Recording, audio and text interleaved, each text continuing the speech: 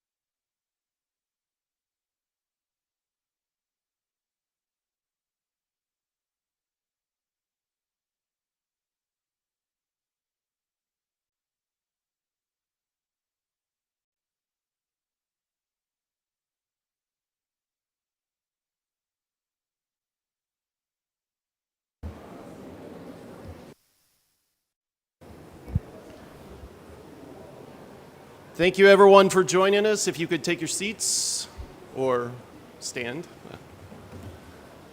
I'd like to welcome you all to the Methane Ministerial, keeping 1.5 within reach while strengthening energy and food security. My name is Jonathan Banks. I'm the Global Director for Methane Pollution Prevention at the Clean Air Task Force. Last year at COP26, we celebrated the launch of the Global Methane Pledge, where countries came forward to collectively commit to cut global methane emissions by 30% by 2030. Last year was all about the methane moment. This year is about creating momentum. We reconvene here in Egypt as governments, civil society, and philanthropy to celebrate our successes over the past year, to announce new actions, welcome new supporters, and to renew and increase our efforts to slash methane emissions so that we can keep 1.5 within reach. It is my distinct pleasure to introduce the two champions that have been the driving force behind this pledge from the United States, Special Presidential Envoy for Climate, John Kerry, and from the European Commission, Executive Vice President Frans Timmermans, as well as Minister Shukri from Egypt, our host here tonight. And with that, I'd like to invite Special Envoy Kerry up to the podium to open the ministerial.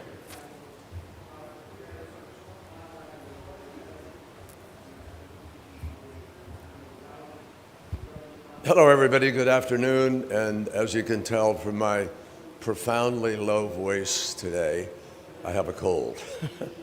But I've tested, so I'm okay. Distinguished guests, President of COP, Sami Shukri, a friend, and my cohort in this, my fellow traveler in the methane journey, Frans Timmermans in the EU, who have been just superb in helping to craft this and to bring us here today. As we all know, but a lot of people who are tuning in for the first time don't know, methane is responsible for about half of the planet's warming. It's also the most destructive gas, 20 to 80 times more destructive than CO2. And in the early life, the first 20 years is when it's most destructive, about 86%. So why are people just burning it in open air, flaring it into the atmosphere, wasting what is a gas that is valuable?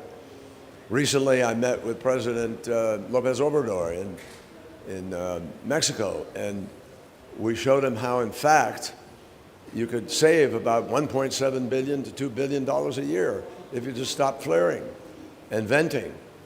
And that's not to mention the leaks that have to be plugged all around the world.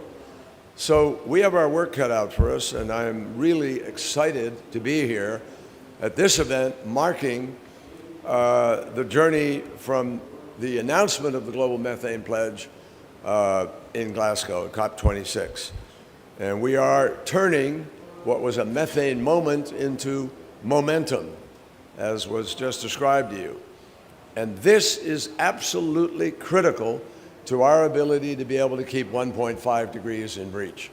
We can talk about it, we can, hope about it, but as you hear some of the grim predictions about where we are with respect to 1.5, methane looms even more and more important. And then you look at some of the imponderables about it. Russia's northern country, about 66% of the land mass of Russia, used to be frozen. And now it's not, because the permafrost is thawing. And you can see these incredible undulations in fields and elsewhere where the ground is shifting. And some of the buildings are at risk as a result, cracking and becoming insecure, not to mention the extraction industry, which is affected by it.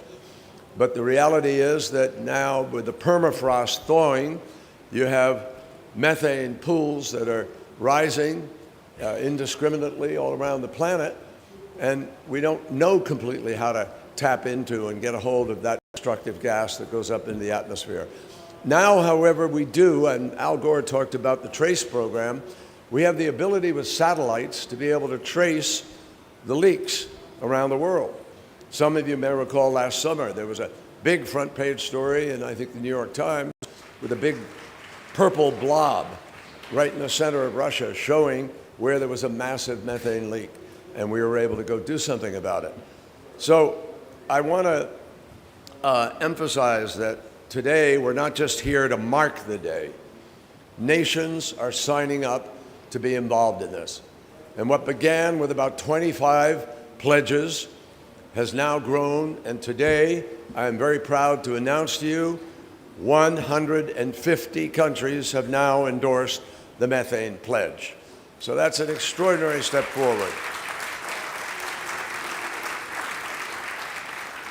And I want to take a moment to pay particular tribute to some of the folks who've signed up to this pledge who are infinitesimal in the amount of methane that they produce. I mean, marginal. And they are greatly among the most impacted as a consequence of what is happening around the world to island nations, to vulnerable countries. 17 of the 20 most impacted countries in the world to climate crisis are in Africa. And they are collectively, 48 sub-Saharan African countries equal 0.55% of all the emissions. So it's no wonder that there's an increasing anger and increasing frustration, which we intend to address here while we're in Sharm el-Sheikh. So the implementation of the pledge is now really moving forward. And with recent commitments by several countries, 95% of NDCs now include methane, or will by their next revision, and 50 countries have developed national methane action plans, which they will be implementing over the course of this next year and more. So we are making progress in each major sector with respect to this challenge. This summer, we launched an energy pathway, a specific pathway for energy. We are launching today a specific pathway for waste. As you know, when waste is put into a dump or something, it produces methane. And we have to be concerned about that too. Also, we are creating a food and agriculture pathway. And increasingly, we are learning about agriculture that there are many ways to be able to impact agriculture. Agriculture was greatly afraid of this initially. But now, with a lot of the research and new products coming online, there are the ways to affect the diet of cattle and hogs and so forth, and eliminate methane or diminish it significantly. So we're making progress, and here's the most important thing, and not most important thing, but certainly in terms of human behavior and reaction to things, this is important. It's profitable. It is profitable to plug the leaks, to prevent the leakage at the wellhead where it begins, or to prevent the leakage in transport, or prevent the leakage in storage, or prevent the leakage in storage to last mile to the home. All of these are opportunities. And the other advantage is it's low tech, folks, not a high tech solution. It's basically plumbing, plugging leaks, tightening connections. It's something everybody can engage in. And I know that Frans and I and the countries we represent and all of the folks who've joined up are anxious to be helpful to other countries to help to bring them along. So thank you. Thank you to the countries that have made the decision, taken the plunge.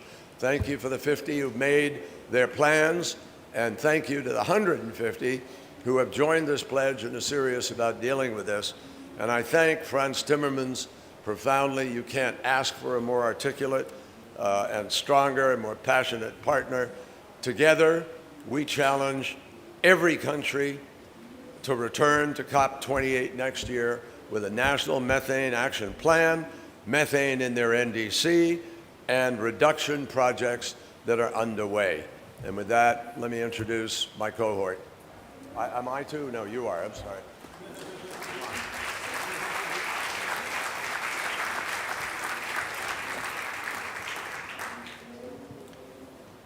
Great. Thank you. Now I'd like to introduce Executive Vice President Frans Timmermans from the European Commission. Thank you, sir. Thank you very much. And I was listening to John, and I remember very precisely, typical John manner. Listen, man, we have a serious problem here. And this is a problem we can actually fix. So here's the deal. And that's how it all started. That's how it all started. So if he comes up to you and he says, listen, man, we have a serious problem, but we can fix it, and here's the deal, listen carefully. Because he will always have a proposition that you can't refuse. And that's how we got to the Global Methane Pledge. If he says, listen, man, to a woman, he's in bigger trouble. No. When I say man, it's gender neutral. I have to say that as a feminist. Anyway, welcome to everyone here. All who have decided to participate in the Global Methane Pledge have shown great vision in recognizing the crucial importance of methane abatement. This year's IPCC assessment shows that human-driven methane emissions are responsible for nearly 45% of current net warming. Furthermore, and most worrisome, the volume of methane in the atmosphere saw in 2021 its largest annual increase ever recorded. And I think developments such as the disappearance of permafrost have a lot to do with that as well. But there is a silver lining in these shocking numbers. Methane is a greenhouse gas we can do something about, quickly and economically, with a possible impact on warming in years and decades. Methane is the cheapest and fastest way to slow down global warming in the years ahead. If we are serious, we can reduce the accelerating global warming by doing simple, proven things in agriculture, energy, and waste sectors. And if we do these things, the baseline assessment indicates we will avoid 0.2 Celsius global warming between 2040 and 2070. And by now we know that every decimal less warming will be important, crucial even. Our focus needs now to turn onto implementation. The first steps have already been taken.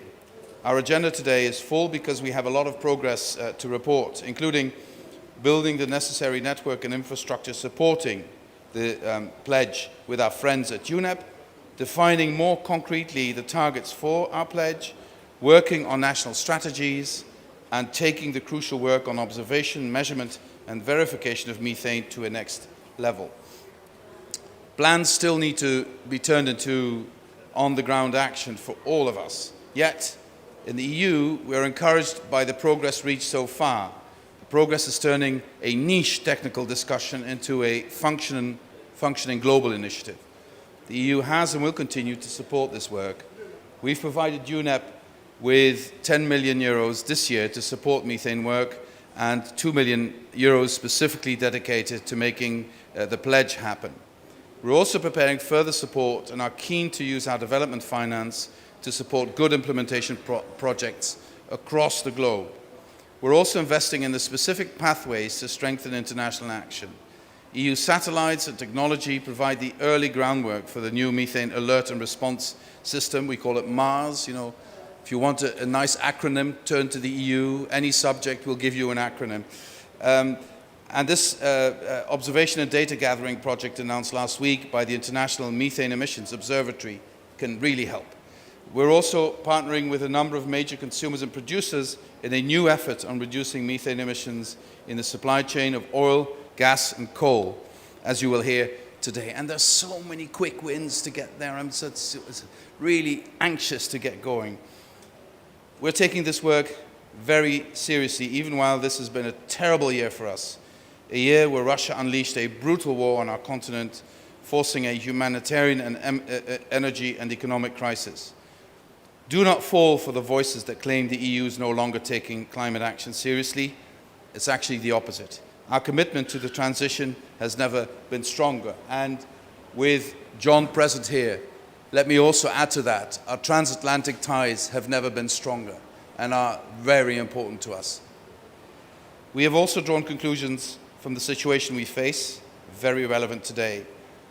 Prime among them is perhaps the madness of the situation where tens of billions of cubic meters of methane are flared and vented into the atmosphere while there are energy crises in this world. It's like the madness of Putin flaring gas as well. It's crazy. This is an entirely preventable situation of economic loss coupled with climate destruction. So if you turn it around, you have two wins. It's good for the climate and it's good for the energy crisis, solving the energy crisis. In the EU, we're taking our domestic work, which is building on the experience gathered since 1990 further. We've fast-tracked the EU's energy methane regulation, which will be adopted very soon. We're also reviewing relevant waste, agriculture, and also industrial legislation to consider how to best capture methane. Our biggest challenge, as I gather in many countries, is in the agriculture sector, but we're tackling it head-on. The new Common Agricultural Policy coming into force next year has a budget of around 387 billion euros, of which 40% is dedicated to climate action, with significant sums needing to go into, for example, improved livestock and manure management, a key sector when it comes to methane. Our work must continue. I'm pleased to see here today that it does. We are keen to see how to turn this political pledge into a functioning club of scientific, technical, and practical exchange to reduce methane. This is how our common climate goals can be reached. This is also why I leave you in conclusion with two key messages. One, those countries not yet in the Global Methane Pledge, less than 50, observing our proceedings here in this room today or outside or online, please join us. We are a club focused on cooperation, on helping everyone in the areas of greatest need. And the results come very quickly. Little effort, great results. Two, as a simple first step, we call on all, and the biggest methane emitters in particular, to work on and disclose their methane plans for the years ahead and ensure that methane emissions are fully accounted for in their NDCs. And it could really up the ante of your NDCs. It's a good thing. So I'm looking forward to the discussion ahead. Thank you very much.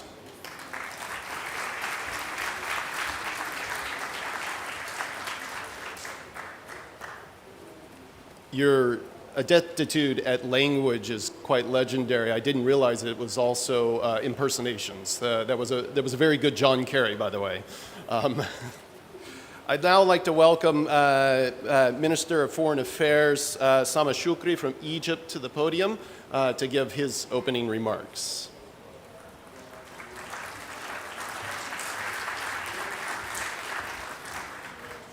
Good afternoon, everyone. I'll make no impersonations, neither of John nor Frans, and welcome you all.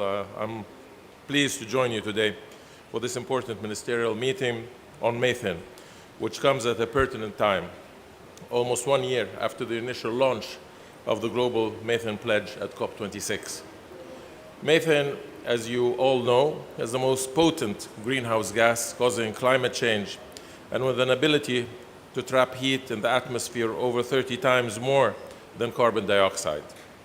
This makes addressing methane emissions a crucial part of our efforts to address climate change and to limit the increase in average global temperature to 1.5 degrees centigrade above pre-industrial levels as per the Paris Agreement. The Global Methane Pledge comes as a welcome initiative in this regard, with an ambitious aim of achieving at least a 30% reduction in global methane emissions by 2030 based on 2020 levels.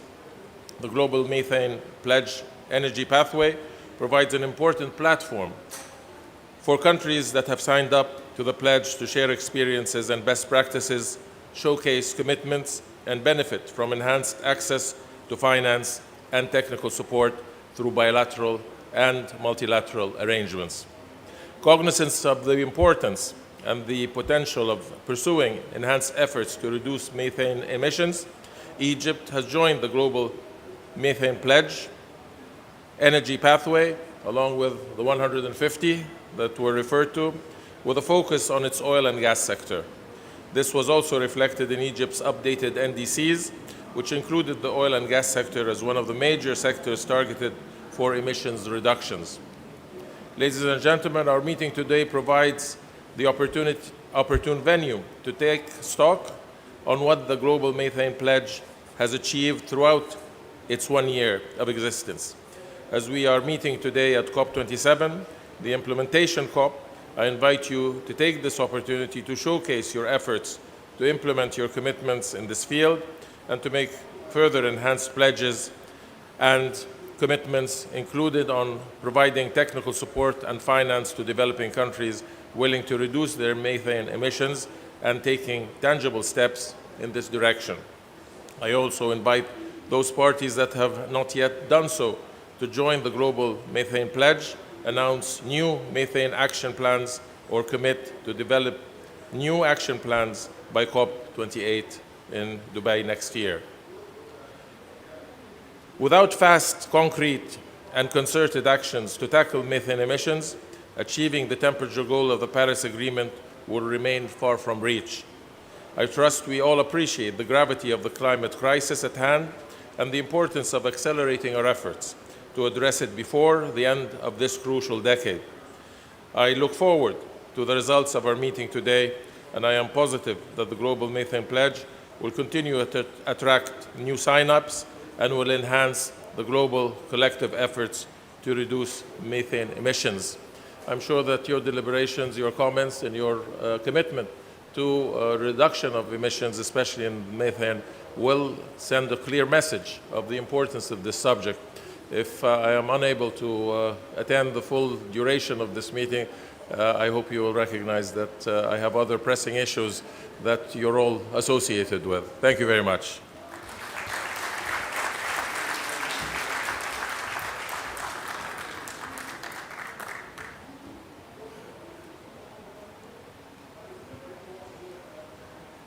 Great. I'd like to now invite our first panel up to the podium.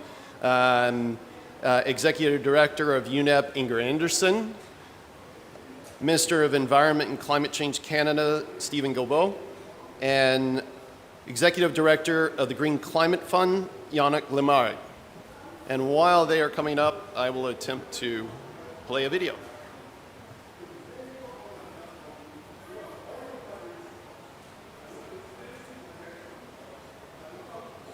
We're not getting sound. 13% above 2020 levels by 2030, driven by emissions from fossil energy, agriculture, and waste.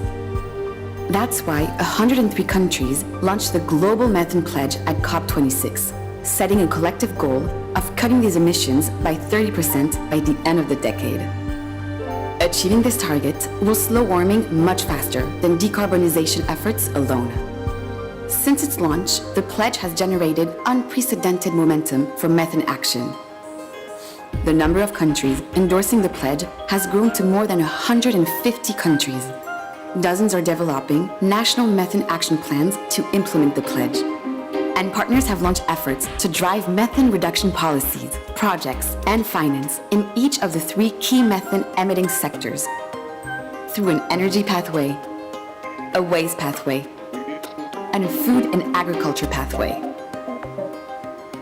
This is the decisive decade for climate action, and we all must do more to achieve or exceed the ambitious Global Methane Pledge, to avert the worst impacts of climate change, to improve energy and food security, and to save lives today. The Climate and Clean Air Coalition, UNEP International Methane Emissions Observatory, and dozens of others are stepping up to make resources available to partners across the globe.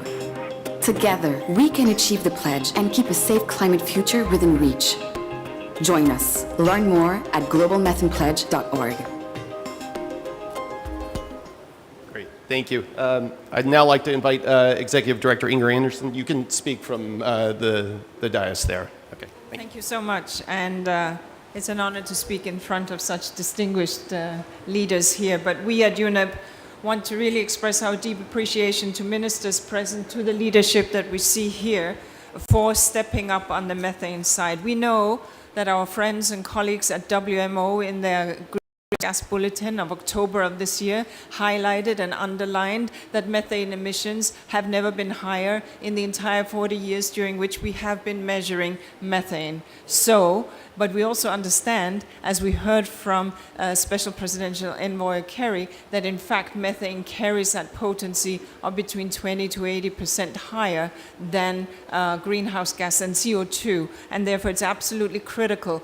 By reducing CH4, methane, we in fact buy ourselves time these coming 8 to 10 years while we have to decarbonize our economies. That is the issue at play.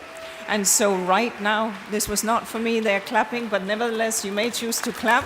What do I do? So we have been very, very proud at UNEP, the United Nations Environment Programme, to host the CCAC, the Climate and Clean Air Coalition. Initially started to deal with black carbon and local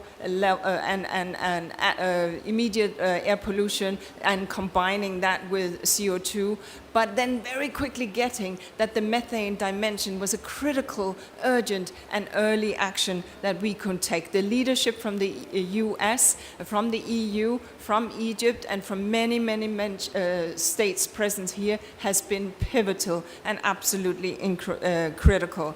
And cutting methane is the pathway, is a critical brick in the road on the way to 1.5 degrees.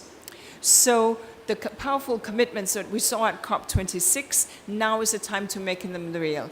The Methane Pledge, which we have just seen a little screening of where we are, and we heard 150 countries, this is great. We at UNEP have then received resources, thank you so much, that also Frans mentioned, from the EU, from the US, and from many others. And in fact, in yesterday's pledging session, which went till 9 p.m. because there was so much pledging going on, we were proud to receive additional pledges. And with that then, we have established the IMEO, the International Monitoring Center that deals with the observations, the observatory on methane.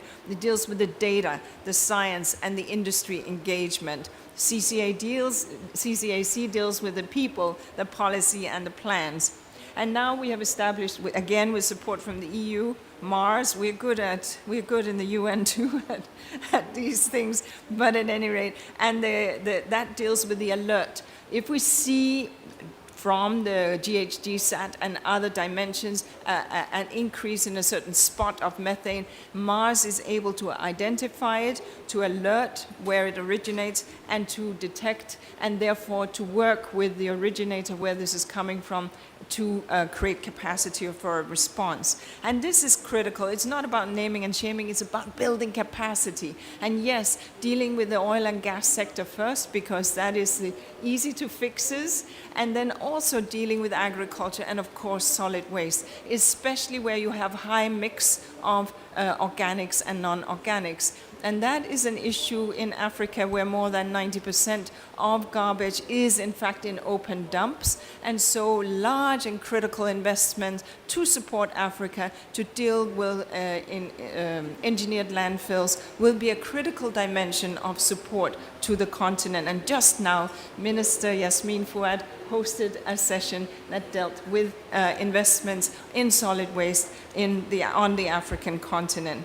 So just as I opened up, these are absolutely critical. We will have a very busy decade of implementation ahead, but with the leadership that we've seen here, we are well on the way. And I thank you so much for the work that you've done and for the commitment that all ministers present are showing. Thank you so much.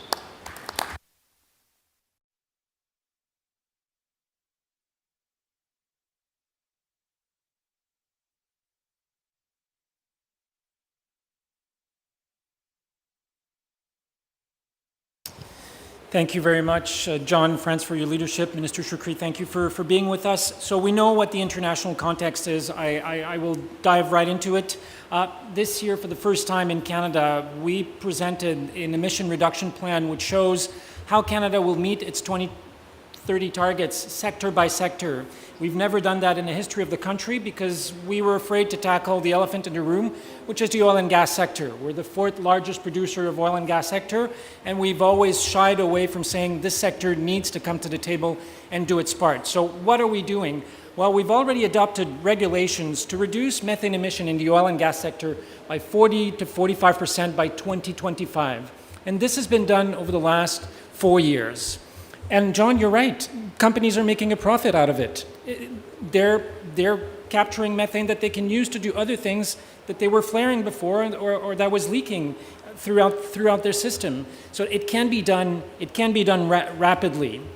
We've released our national domestic methane strategy this year that will help us to achieve an economy-wide 35% methane emission reduction by 2030. And we're pleased to announce today that Canada is joining the International Methane Emissions Observatory to support the important work being done on tracking, reporting, and the verification of methane emissions. We've also announced 2 days ago the regulatory approach we will take to go beyond where we are in the oil and gas sector methane reduction. We now have an objective in Canada of reducing methane emission in the oil and gas sector by 75% by 2030. We're the fourth largest oil and gas producer in the world. If we can do it, everyone can do it. And these regulations are already being implemented in our country. So we're proud to be an active member of the Global Methane Hub, the CCAC, and the Global Methane Initiative. And during our CCAC meeting earlier this week, I hinted that we would be making an announcement. Unfortunately, we couldn't get everything organized in time for the CCAC meeting, so I'll do it here. We're announcing today a $4 million donation to help small island developing states in the Caribbean as well as Guyana to reduce their methane emission and help them achieve their Paris Agreement climate targets. Thank you very much.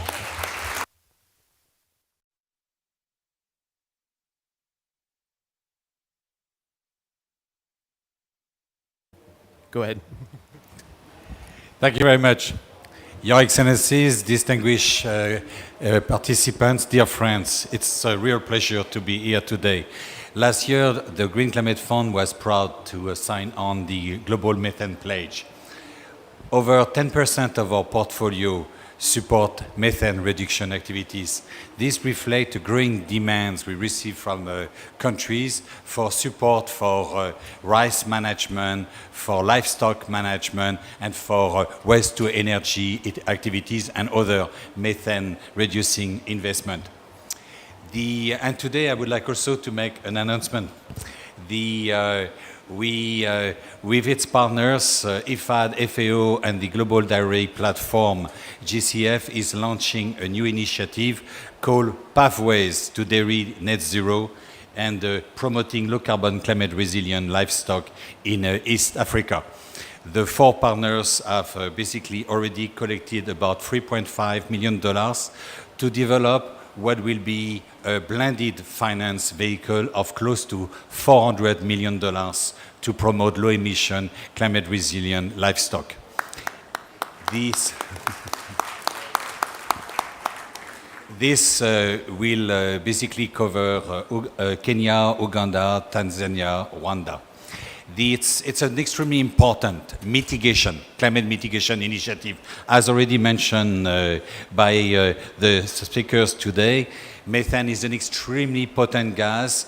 Dairy accounts for 2.3 gigaton of carbon equivalent of emission. It's about 30% of the emission of livestock. It's also an extremely important adaptation initiative. Right now, the livelihood of hundreds of millions of people in East Africa is being threatened by climate change, by the increased likelihood of drought.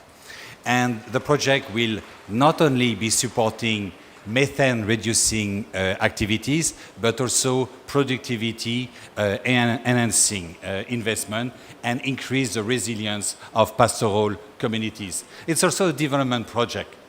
because we will also be speaking about better nutrition for smallholders, for pastoralists, and better nutrition for consumers.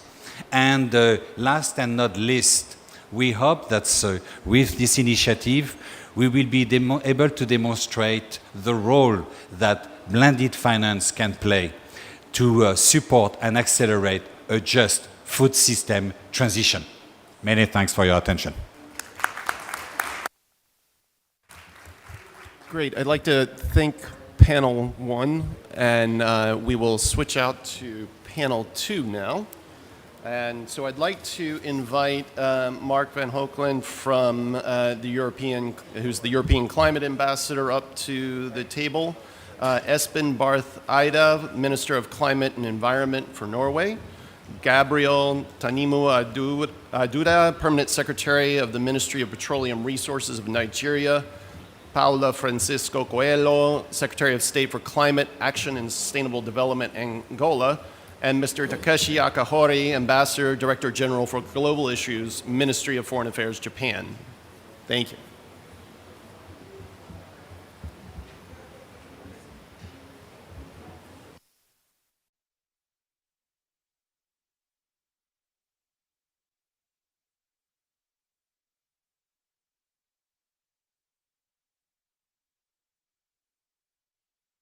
Thank you, Jonathan. So here we are at the beginning of panel 2. Pull your mic closer. Sorry. So here we are at the start of panel 2, which is about boosting energy security through the GMP energy pathway. Around 1/3 of the global anthropogenic methane emissions come from the energy sector.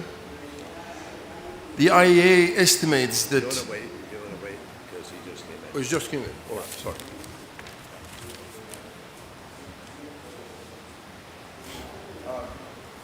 Ladies and gentlemen, sorry to interrupt you, but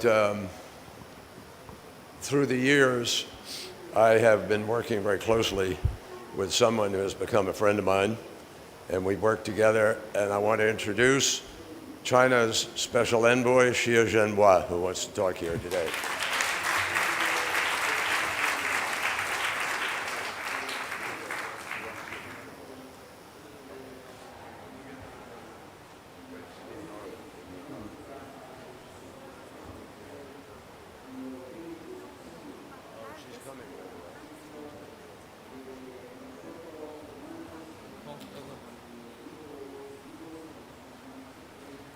There she is. Lam. Lam, get right up here. Because we're going to have to get up to the mic. Okay? Is it Grace in the booth for simultaneous? Okay. Sorry, is it Grace in the booth for simultaneous? Until that's clear.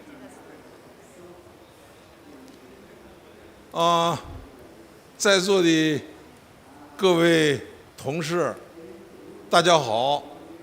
这个大家会奇怪，这个中国的特使怎么来参加甲烷倡议的这么一个边会呢？ Colleagues, you might find it a little bit strange why the Chinese Special Envoy on Climate would attend the Global Methane Pledge. 因为我的好朋友，这个克里国务卿，他今天呢跟我讲，希望我来参加这个会，向大家呢介绍一下中国对甲烷这个减排的一些态度。因为我已经约好了德国的外长呢，我们有一个会谈，这个我们稍微推迟了一点儿，来跟大家呢，我是克里先生邀请我来跟大家这个介绍一下情况。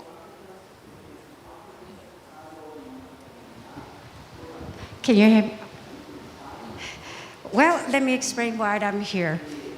As you know, my very good friend, Secretary Kerry, told me about this conference this morning, and he would want me to come and share with you about our thoughts on methane reduction. And so that's why, even though I actually have a meeting scheduled with the German foreign minister I told him to wait a little bit so I could come here to talk to all of you. 大家都知道，中国呢没有参加甲烷的那个倡议，在我们中国的 NDC 当中呢，这个也不包括这个温室气体，也不包括甲烷。As you all know, that China is not yet part of the Methane Pledge initiative, and as a matter of fact, China's NDCs do not include greenhouse gases and methane in particular.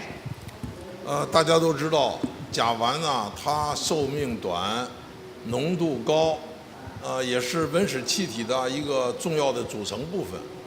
这个中国已经根据中国的国情，因为中国现在在控制甲烷方面，我们的底数不清，这个统计、监测、核查的这套能力呢还没有建立起来。但是我们这个今年已经制定了中国控制甲烷的一个行动方案。这个行动方案呢，现在已经编制完成了，现在正在进入我们行政法律的审批阶段。So we all know that of all the greenhouse gases, methane is particularly potent and is also one of the major greenhouse gases.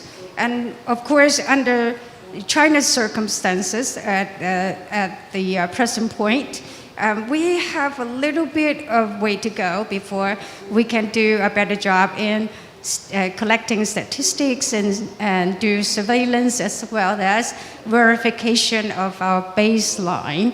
However, this year we did come up with an action plan, and it's a draft plan at the present point, and that plan is going through legislative as well as administrative processes. 在这个行动计划里边，大体上主要是3个领域要采取一些措施。第一个呢，就是要提高我们自身的能力，把控制甲烷的这些能力、监测呀、统计呀、考核呀，另外把它的底数要弄清楚，这是最基础的工作，要提高这方面的能力。So, in order to really implement this action plan, there are 3 areas we want to focus our efforts on. Well, first of all, capacity building in controlling methane emissions, which includes, like I said, collecting better data and to do a better job on surveillance as well as to verify our baseline. 第二个呢，主要是初步要在油气行业、这个农业、土地利用以及城市的垃圾废物处理，在这方面呢，采取一些措施，减少控制甲烷的排放。And the second area that we would like to focus on is obviously in the oil and gas sector as well as agriculture. And we also need to do a better job vis-a-vis urban waste. So these are the measures, I think, that are necessary to better control methane emissions. 第三呢，就是在这方面我们没有经验，能力还不足。另外呢，也需要一些技术，希望呢跟各个方面这个开展一些合作。The third area, given what I have just said about the other 2 areas, we need cooperation so as to gain or exchange better experience or best practices, as well as to build up our capabilities, including technology. 现在这个行动方案呢已经编制完成了，正在上报，等到我们政府的这个审批，所以就是中方呢现在情况就是进展到现在这么一个阶段。And so this is where we stand vis-a-vis our action plan regarding methane. And so we're in the process of getting approval to the draft action plan which we have already finished. And so, as you know, is within the relative prophecies within the Chinese government. So I'm telling you, I'm sharing with you here where our plan stands, and that's the status. 所以克里特使呢告诉我说，大家都很关心中国在这方面，你们有些什么行动呢？我来给大家报告一下，介绍一下。这个希望大家呢和我们一起开展这方面的合作。所以我就讲这么多，谢谢大家。Well, obviously, Secretary Kerry is very interested in knowing a little bit about the plan, and I think he also thinks, and the present company also would like to know a little bit about what action China is going to take or is taking. So I hope what I have shared with you just now, so that you can get an idea or big picture of what we have been doing. But above all else, I hope by sharing this with you that we'll be able to seek cooperation with all of you in different ways. So thank you very much. 最后。Thank you, Kerry. Folks, Xia Zhenmuan. Xia Zhenmuan. Thank you very much for taking time to come over. And as many of you may know, last year in Glasgow, we reached a joint agreement where China agreed to develop a plan, and we agreed to work with China with respect to technology and data and so forth, and hopefully, in the days ahead, we're going to be able to do that. So I'm very grateful to Xia Zhenmuan for coming over here, and we all thank him for engaging on this really critical topic. Thank you.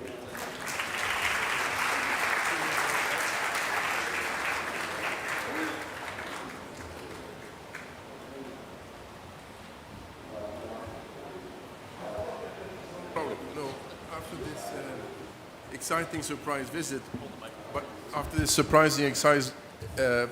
exciting surprise visit by Mr. Xie, back to panel 2. As I was saying, around 1/3 of global emissions come from the energy sector. The IEA estimates that about half of those emissions can be abated at no net cost, and that has everything to do with the fact that tens of billions of cubic meters of methane are flared, vented, and leaked. And that is not only gas, but actually money rising up in the air. To concretely step up work on gas, oil, and coal, several countries have joined in launching an energy pathway under the umbrella of the Global Methane Pledge. Two initiatives in that energy pathway are worth highlighting. One has already been mentioned a number of times, namely MARS, the Methane Alert and Response System, which will go live next January in 2 months' time, and which will detect major methane leaks and alert companies and countries and help them respond quickly to the problem.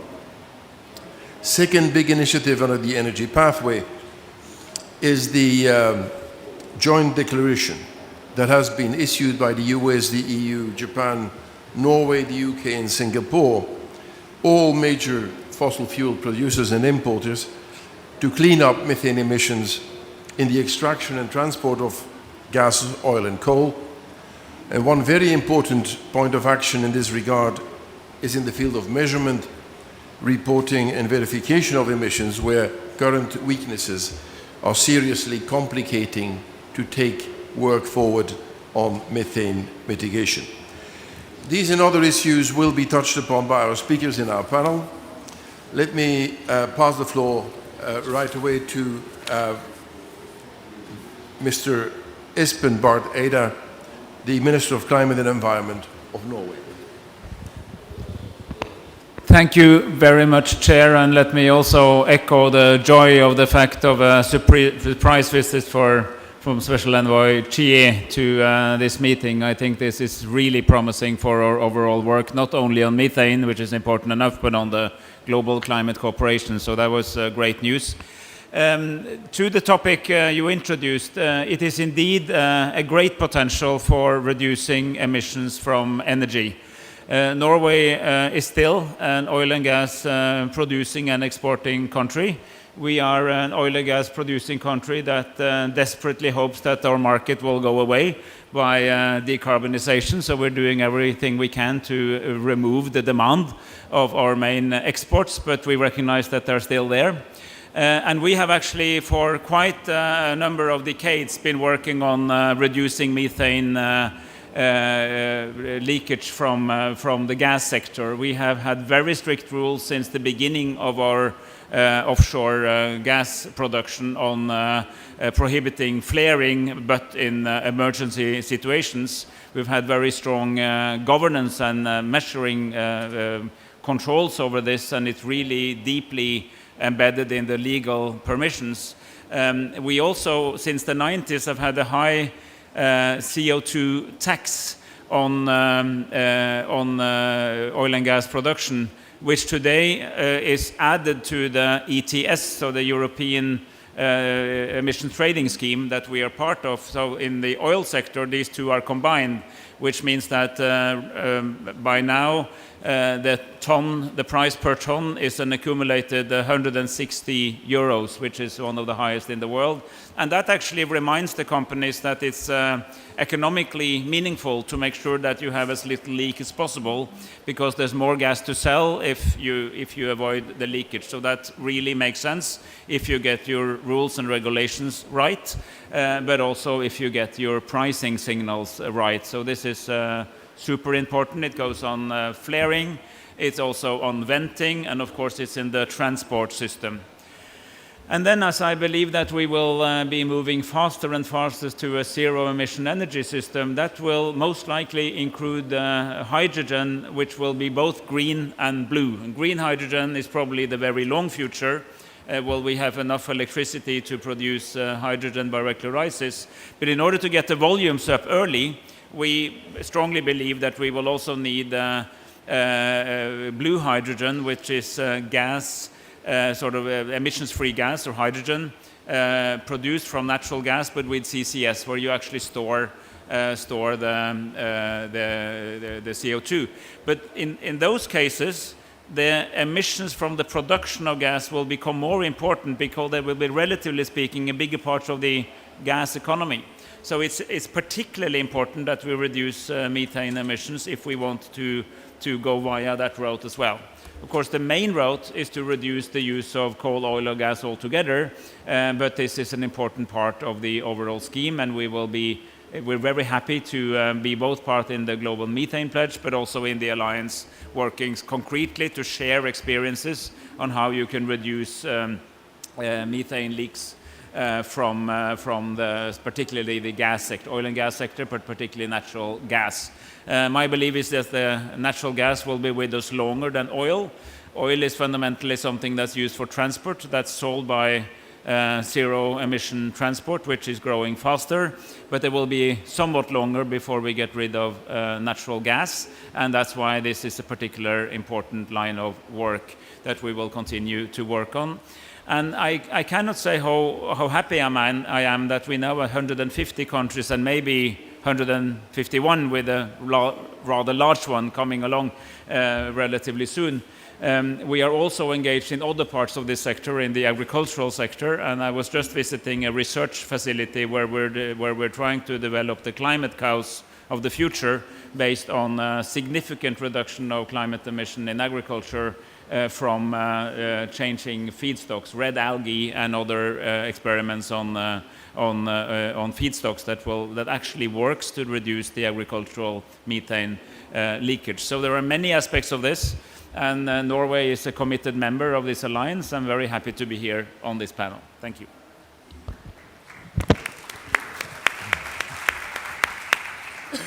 Thank you very much, Minister. And let me now turn to the Permanent Secretary of the Ministry of Petroleum Resources of Nigeria, Mr. Gabriel Tanimu Aduda. Thank you so very much. In line with what we're here to do this evening and methane abatement, Nigeria has played a very proactive role, because even before the pledge, we already had in place measures for mitigating gas flaring, waste, and pollution from fossil fuels. As we're all aware, Nigeria is a major producer on the African continent, and we have gone ahead to develop the guidelines for capture of and management of fugitive methane and greenhouse gases in the upstream of oil sector. For quite some time, I think African continent, we're still going to have fossil fuels with us, but what we can ensure that we do in aiding development is to see that we do that in a very, very safe environment, that we take on practices that will ensure cleaner processes such that it will mitigate against degradations and the emissions of these methane and other greenhouse gases. So we have put in place these guidelines that was signed just last week, and we are hoping that in the very next 6 months, it's going to be applicable to all actors in the oil and gas sector, and either new or those that are already existing. We've given 6 months for all companies to come up, all players in the industry to come up.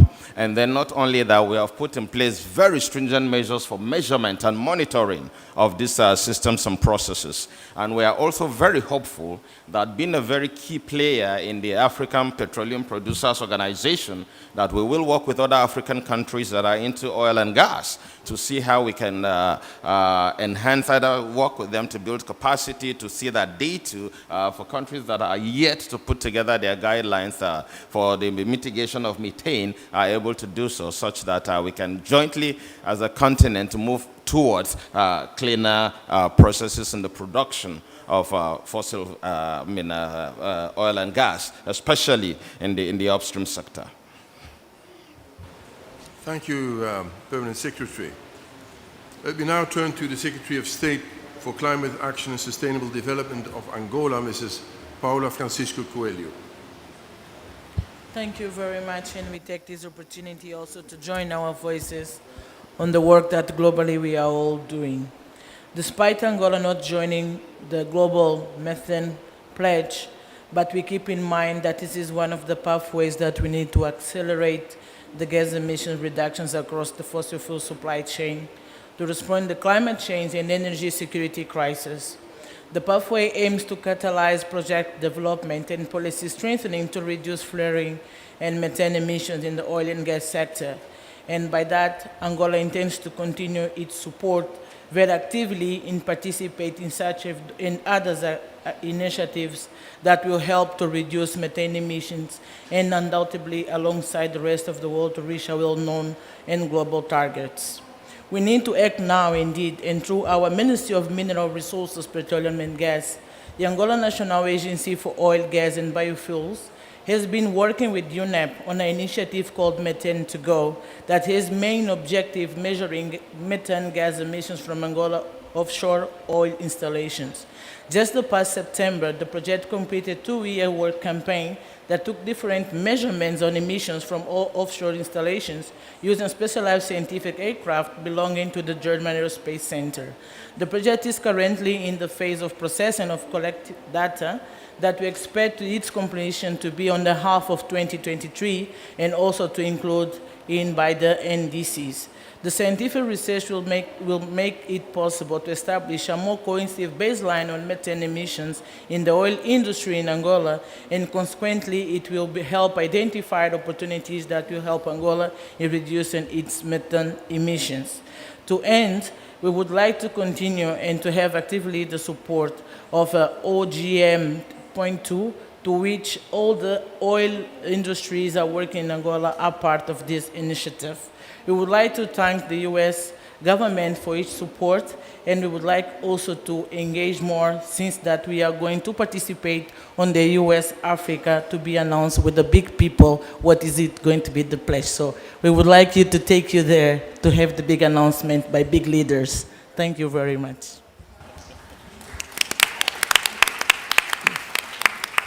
Thank you very much, Madam. And as the final speaker on the second panel, let me pass the floor to the Ambassador and Director General for Global Issues at the Ministry of Foreign Affairs of Japan, Mr. Takeshi Akahori.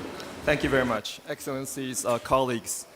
At the national level, in October last year, Japan updated its plan for global warming countermeasures and its NDC. They reflect our updated target for 2030, which is aligned with net zero by 2050. The plan includes concrete actions to reduce methane emissions on top of Japan's long-standing efforts in methane emission reductions. We are steadily taking national actions to date, including in the energy sector. At the international level, in June this year, on the occasion of the Major Economies Forum, Japan announced its participation in the Global Methane Pledge energy partner pathway, and we also participated in the joint declaration last week at this COP27. Again, at the international level, Japan, with Australia, India, and the US, in the framework of quadrilateral cooperation, have launched a framework on methane reductions from the oil and natural gas sectors, and to share knowledge together. Japan wishes to contribute to the methane emissions reduction in the energy sector globally, sharing practices, experience, and technology in preventing methane leakage in the oil and natural gas sector, fields at each stage of development, transportation, gasification, storage, in partnership with relevant private actors. Methane reduction from the energy sector simultaneously contributes to energy security by increasing efficiency throughout the supply chain and by stabilizing energy supply. Japan has a new initiative in the waste management sector. Yesterday, our environment minister launched a low-carbon waste management in Africa initiative. We are ready and going to support countries in Africa. Every country should reduce methane emissions in a transparent manner by including methane gas as a target for emission reductions. We call on all countries which have not yet done so to join our collective efforts, and I was happy to have the Chinese envoy, because as you saw on the map, Far East is very white and we are very isolated. Look forward to having China as a blue country around us. Japan, holding the G7 presidency next year, will also take the lead in these efforts. Thank you.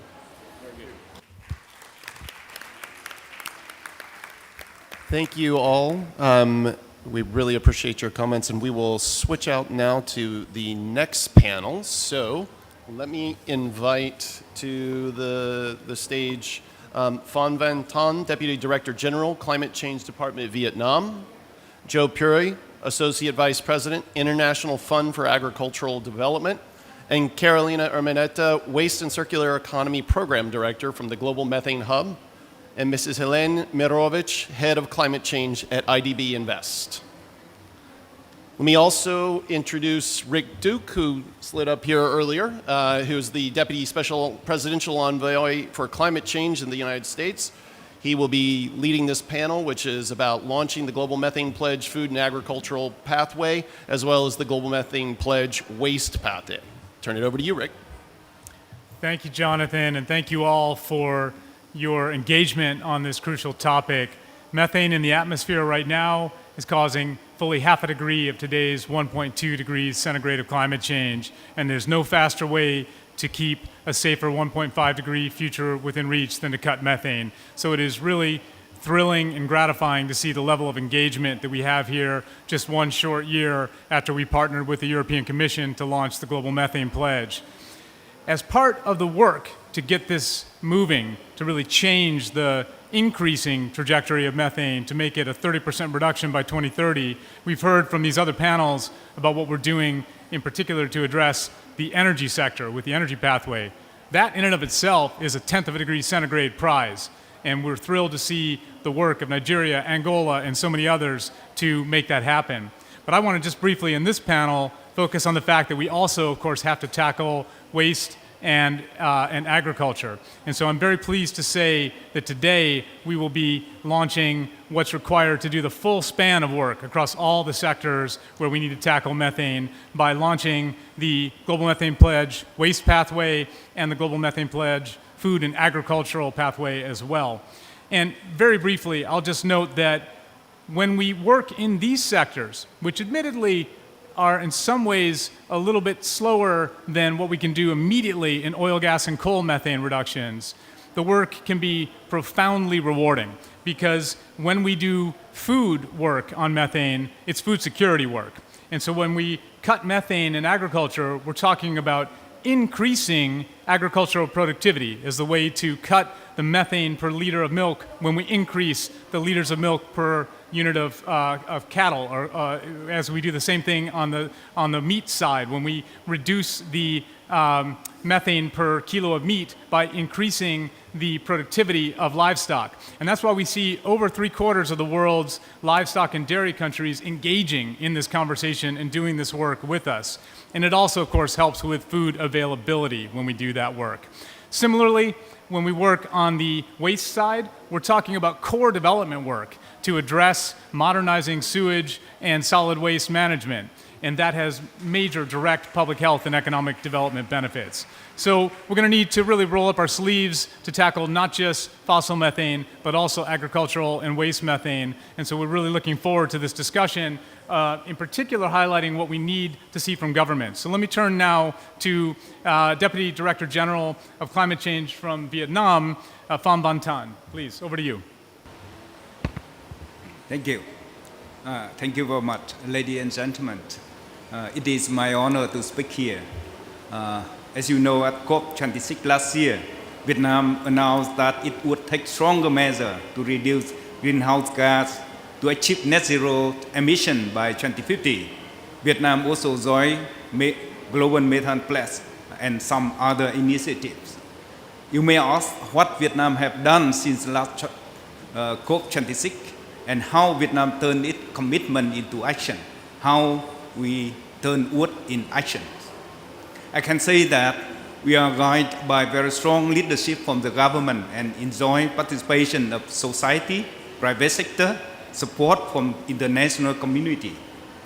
Right after COP26, the National Committee for Implementation of COP26 commitments was established and chaired by Prime Minister. Some important policies have been approved since the last few months, including the national strategy on climate change up to 2050, second updated NDC, and many others. I can say that both the updated NDC and as well as the climate change strategy include methane as a subject to do emission reduction. To implement the Global Methane Pledge, Vietnam carry out a national inventory methane emission.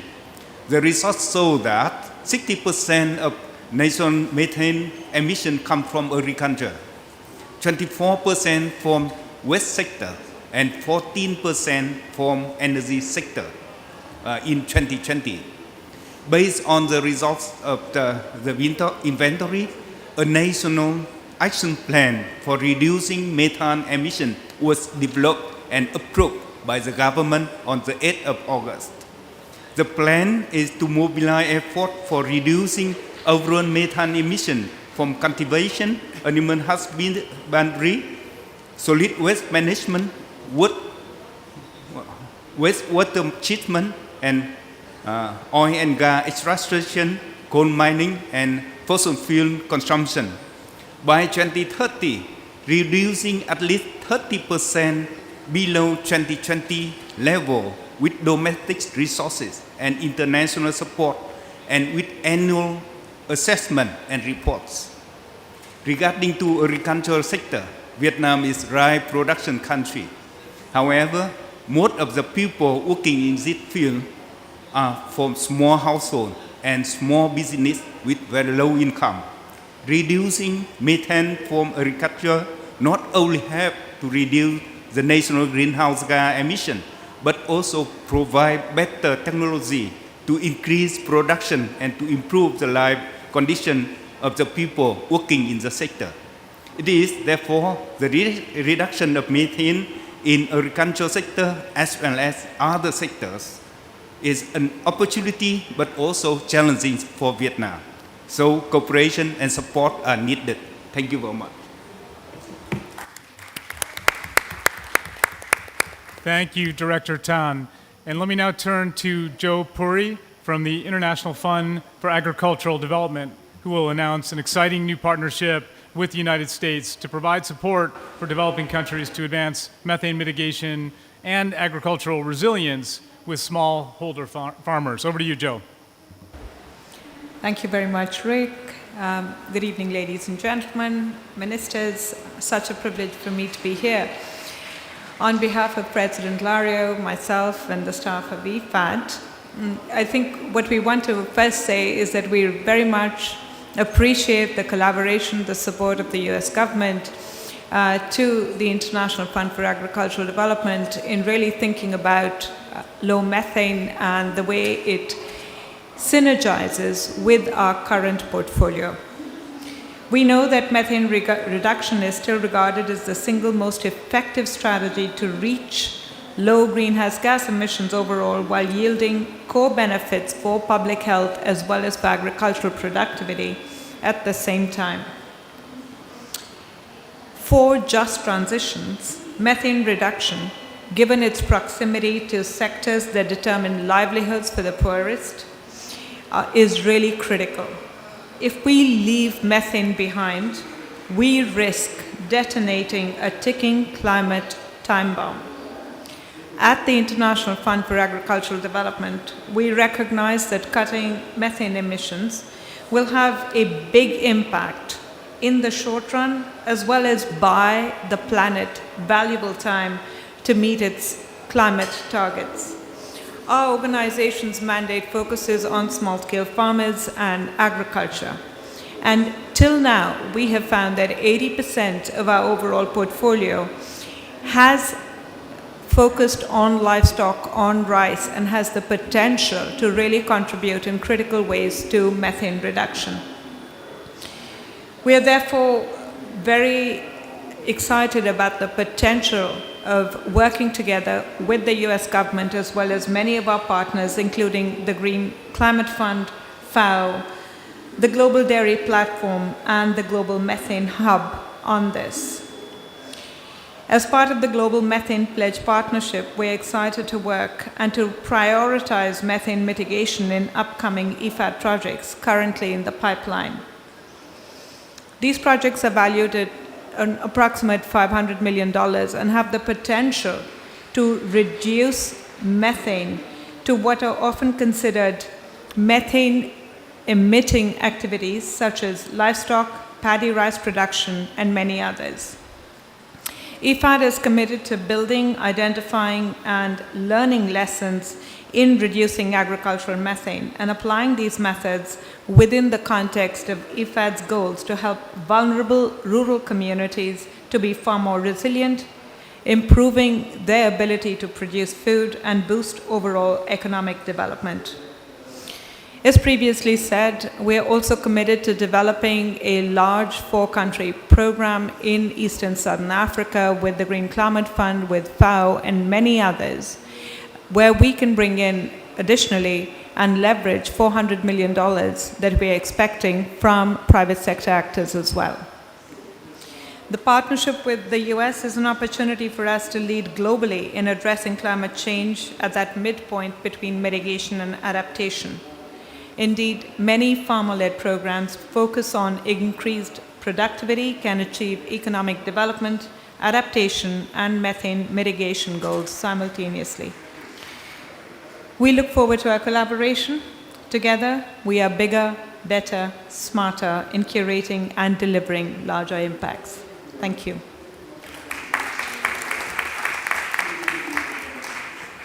Thank you, Joe, and so good to see us mobilizing the hundreds of millions and into the billions to get this work done together. Really appreciate the partnership. Let me now turn to Carolina Urmaneta, who's the Waste and Circular Economy Program Director at the Global Methane Hub, who will announce new actions in the waste sector. Carolina. Thanks, Rick, and thanks for this excellent panel. Waste is responsible for 20% of the global methane emissions from human activities, thanks. And dramatically scaling up efforts to reduce these emissions can also deliver important health and economic development benefits. The DMP pathway on waste will focus initially on reducing emissions across the solid waste value chain, from upstream source to downstream disposal sites. And what we are talking about here, well, this pathway considers 5 initial components, and Today we are on the Solution Day and we are at COP of implementation. So let me talk about these components and what are we doing on these components. The first component is enhancing measurement and tracking.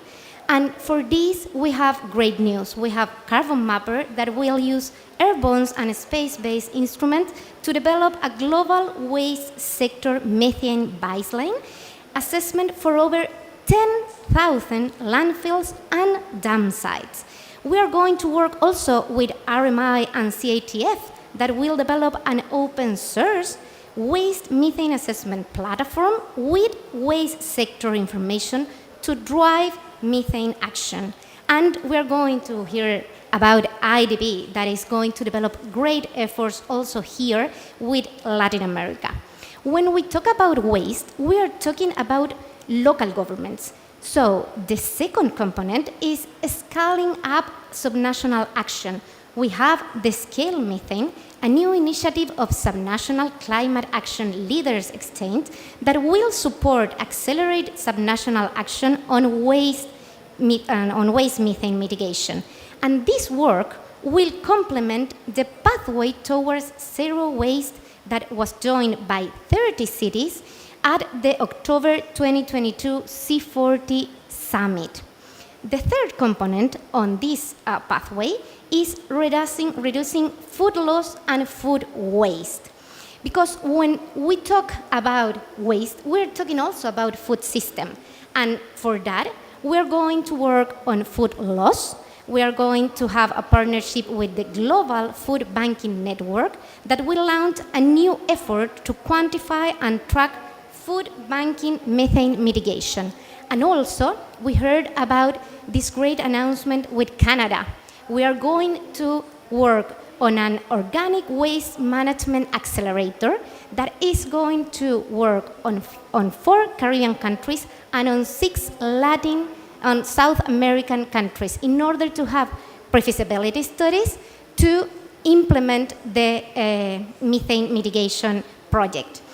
We are also going to hear a great initiative here from IDB, and we also have this new USAID Food Loss and Waste Partnership facility that will scale efforts in Bangladesh, Kenya, Nepal, Niger, Nigeria, and Tanzania.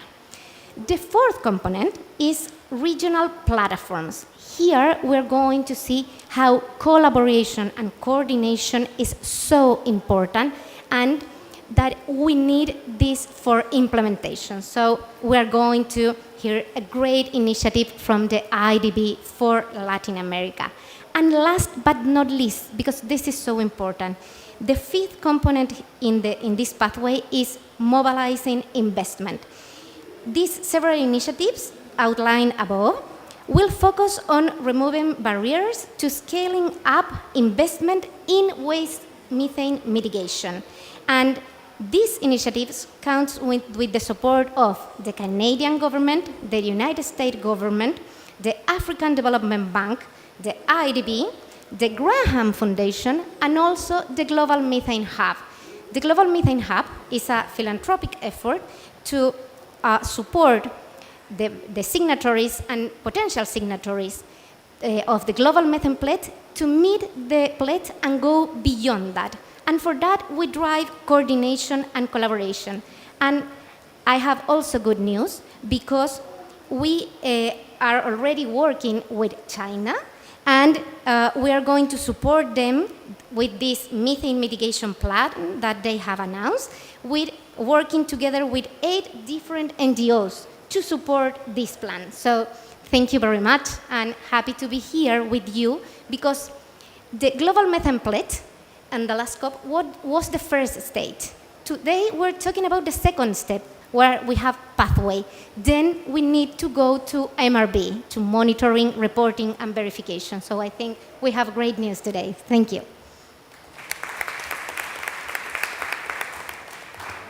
Thank you, Carolina, and thank you to the Global Methane Hub. Over $350 million in grant funding from a group of over 20 philanthropies that is clearly getting to work, getting this done with partners, great partner for so many of you who are trying to join us in cutting methane across these different pathways. Let me invite now Helene Mirovic, Head of Climate Change, IDB Invest, to close us out strong. Thank you so much. I guess I'm the last one, so I have a difficult task here after excellent speakers. But let me tell you from IDB Group, especially from IDB Invest, the private sector arm, we're honored to be joining the Global Methane Pledge, as we see this work crucial in the next decade to stay within the 1.5 degrees, as most of the speakers before me have mentioned. Our actions focus mainly on three pillars. We know that the climate finance destined to methane is less than 2%. So how do we increase it? One, we promote and include methane reductions within the investments in Latin America and the Caribbean. But we also have to generate knowledge, and we have to generate products that accompany those investments. And finally, we need to develop frameworks and guidelines for our own teams, especially linking to our commitment to be 100% Paris-aligned from 2023. In the context of the waste pathway that we are mentioning right now, there are three initiatives that I would like to highlight. First, the regional waste hub that Carolina was just mentioning is to standardize the data under the vision of the circular economy.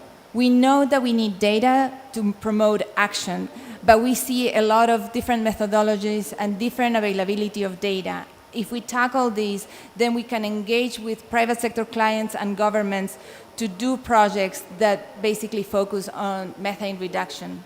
The second program that I want to talk to you about quickly is the Too Good to Waste. It's a facility to include methane reduction in public sector initiatives to basically seize the opportunity that it was mentioned before in the panel.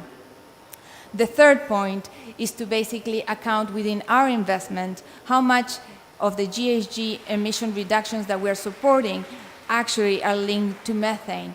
This is critical to be able to have a baseline and then to use this as KPIs for the companies to be able to use innovative instruments such as sustainability-linked bonds or sustainability-linked loans to move private capital to this area. We look forward to this collaboration together across all members in Latin America and the Caribbean, and the collaboration from learning with all of you, because this way we're going to be able to move from commitments to implementation. Thank you. Thank you so much, Helen.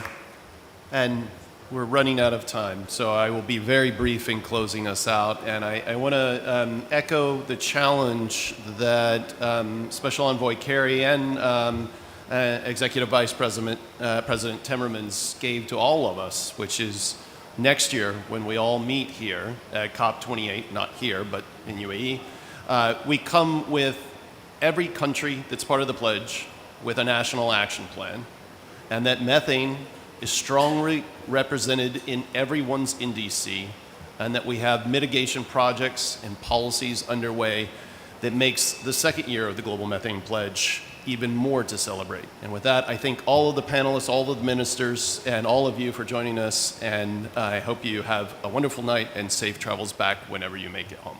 Thank you.